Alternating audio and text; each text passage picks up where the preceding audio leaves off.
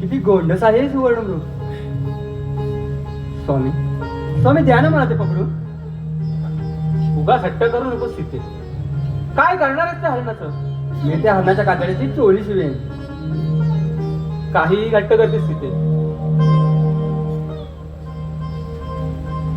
हे मला हरिण तर मायावी दिसत आहे. नाही मला ते हवे आहे.